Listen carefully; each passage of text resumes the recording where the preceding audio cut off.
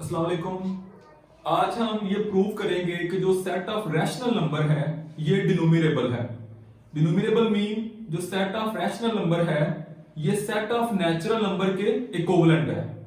अब जो set of natural number है वो n क्रॉस n के इक्विवेलेंट है। जैसे कि हमने पढ़ा हुआ है कि जो सेट ऑफ नेचुरल नंबर है ये इक्विवेलेंट है n क्रॉस n के। तो हम क्या प्रूव करेंगे? हम प्रूव करेंगे कि जो n क्रॉस n है ये इक्विवेलेंट है सेट ऑफ रैशनल नंबर के, और क्योंकि इक्विवेलेंट होना ट्रांजिटिव होता है तो फिर इससे ये प्रूव हो जाएगा n is equivalent to q। तो यहां से सेट ऑफ रैशनल नंबर जो है वो नेचुरल नंबर के इक्विवेलेंट हो गया, तो फिर वो डिनोमिनेबल हो जाएगा। ठीक है, तो सबसे पहले हमें पता है कि जो रैशनल नंबर होते हैं उनको हम ऐसे लिख सकते हैं कि रैशनल नंबर पॉजिटिव भी होते हैं, यूनियन रैशनल नंबर नेगेटिव भी होते हैं, और इनके अंदर जीरो भी आता है। रैशनल नंबर जो है उसके हमने तीन पार्ट्स कर दिए हैं, positive rational number, negative rational number और जीरो, एक जीरो भी होगा। तो सबसे पहले हम ये करते हैं कि जो पॉजिटिव रैशनल नंबर हैं उनको n क्रॉस n के इक्विवेलेंट करते हैं। तो एक मैपिंग डिफाइन करते हैं, f is a mapping from q positive to n cross n। ठीक है, ये मैपिंग डिफाइन करते। अब क्या होगा, इसके अंदर हम एलिमेंट जो है, जो एलिमेंट डालेंगे वो कहां से डालेंगे? पॉजिटिव रैशनल नंबर होगा। अब रैशनल नंबर की जनरल फॉर्म क्या होती है? p by q form. तो हम यहां पे जो एलिमेंट डालेंगे वो होगा p ओवर q। तो वो जाके किसका एलिमेंट बन जाएगा?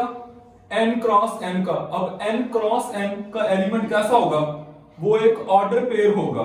तो आके ये इसका एलिमेंट बन जाएगा p कॉमा q, क्योंकि कार्टेशियन प्रोडक्ट का जो एलिमेंट होता है वो ऑर्डर पेयर होता है। तो सबसे पहले हम देखते हैं कि क्या ये जो मैपिंग है ये 1 1 है। हमने इस मैपिंग को बाइजेक्टिव प्रूव करना है। तो सबसे पहले देखते हैं क्या मैपिंग 1 1 है। तो उसके लिए ऐसा करते हैं, दो इमेजेस इक्वल रख लें, f of p1 over q1 is equal to f of p2 over q2। ये दो इमेजेस हमने इक्वल रखी हैं और प्रूव करेंगे ये दोनों एलिमेंट्स भी क्या हैं? इक्वल हैं। तो जब f अप्लाई होगा तो आंसर क्या बनेगा? ऑर्डर पेयर में। तो ये आ जाएगा p1 q1 is equal to p2 coma q2। दो ऑर्डर पेयर कब इक्वल होते हैं? जब उनका एब्सिसा इक्वल होगा और ऑर्डिनेट जो वो ऑर्डिनेट इक्वल होगा। तो यहां से हम कह सकते हैं कि p1 is equal to p2 and q1 is equal to q2 आ जाएगा। ठीक है, तो जब p1 और p2 इक्वल है और q1 और q2 इक्वल है तो फिर हम कह सकते हैं कि p1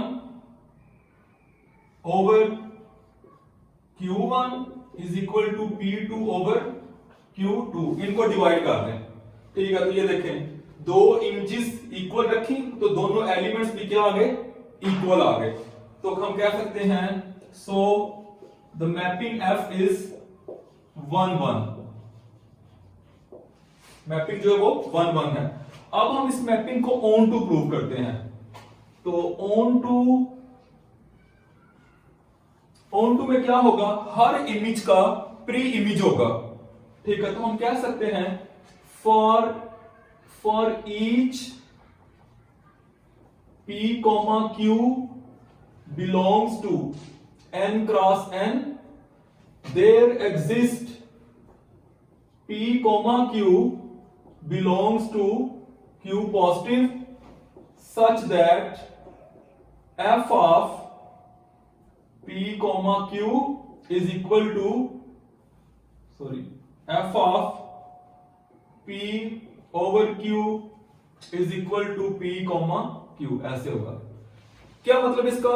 कि आप n क्रॉस n से कोई भी एलिमेंट लें। मिसाल के तौर पर देखिए, आप कहते हैं कि एक एलिमेंट है 2,3, ये बिलोंग करता है n क्रॉस n को, तो जरूर पीछे एक एलिमेंट होगा 2/3, ठीक है, पॉजिटिव रैशनल नंबर में ये 2/3 होगा जिससे ये बना होगा। तो हर इमेज का प्री इमेज है, सो f is bijective. So f is bijective, f bijective हो गया। इसका मतलब है कि जो q पॉजिटिव है वो इक्विवेलेंट है n क्रॉस n के। अब हम बात करते हैं q नेगेटिव की। अब जितने पॉजिटिव रैशनल नंबर हैं उतने ही नेगेटिव रैशनल नंबर हैं, तो डेफिनेटली n क्रॉस n जो है वो q नेगेटिव के भी इक्विवेलेंट हो जाएगा। उसके लिए आप मैपिंग, वैसे इसको डिटेल में करने की जरूरत नहीं है, आप मेंशन भी कर सकते हैं। उसके लिए मैपिंग आप ले लें, ये देखें p/q is equal to -p/q। ये एक मैपिंग डिफाइन की है, कहां से कहां पे? ये मैपिंग है q पॉजिटिव से q नेगेटिव पे।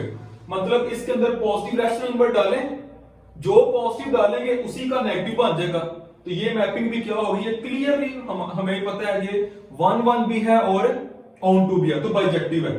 तो इसका मतलब है कि जो पॉजिटिव रैशनल नंबर है वो इक्विवेलेंट है जितने नेगेटिव रैशनल नंबर है, ठीक है, यहां से ये प्रूव हो गया। और जीरो भी क्या है, जीरो एक हमें पता है कि वो भी एक सिंगल एलिमेंट है। तो हम कह सकते हैं कि जितने भी हमारे पास डिनोमिनेबल सेट्स की यूनियन होती है, q positive union q negative और यूनियन जीरो, ये क्या होंगे? ये हमारे पास डिनोमिनेबल है, मतलब ये अनकाउंटेबल या नॉन डिनोमिनेबल नहीं है। तो फिर हम यहां से ये कह सकते हैं कि ये n क्रॉस n के इक्विवेलेंट हो जाएगा सेट q, और जो n क्रॉस n है वो q के n के इक्विवेलेंट है।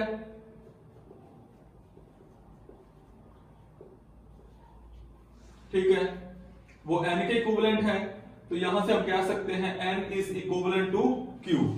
तो इस तरीके से हमने प्रूव कर दिया है कि जो सेट ऑफ रैशनल नंबर्स हैं वो क्या है, वो डिनोमिनेबल है, मतलब वो n के इक्विवेलेंट है। n के इक्विवेलेंट कैसे हैं? क्योंकि वो n क्रॉस n के इक्विवेलेंट पहले किए हैं। इसको एक दफा थोड़ा सा इसका मेन कॉन्सेप्ट समझे। रैशनल नंबर जो थे उनको पॉजिटिव, नेगेटिव और जीरो के साथ हमने अलग किया। जो पॉजिटिव रैशनल नंबर है वो n क्रॉस n के इक्विवेलेंट है। तो जितने पॉजिटिव होते हैं, जितने पॉजिटिव रैशनल नंबर है उतने ही नेगेटिव रैशनल नंबर है। इसका मतलब है कि जो q पॉजिटिव है वो डिनोमिनेबल है, q नेगेटिव भी क्या हो जाएगा, डिनोमिनेबल, क्योंकि उतने ही जितने पॉजिटिव है उतने ही नेगेटिव है। तो डिनोमिनेबल्स की जो यूनियन होती है वो क्या होती है, वो डिनोमिनेबल होती है। मसलन हमें पता है कि जो इवन है डिनोमिनेबल है, यूनियन ऑड डिनोमिनेबल है, यूनियन n डिनोमिनेबल है, z डिनोमिनेबल है। इन सब की जो यूनियन बनेगी वो भी डिनोमिनेबल ही होगी। तो इस तरीके से इसको हमने प्रूव कर दिया।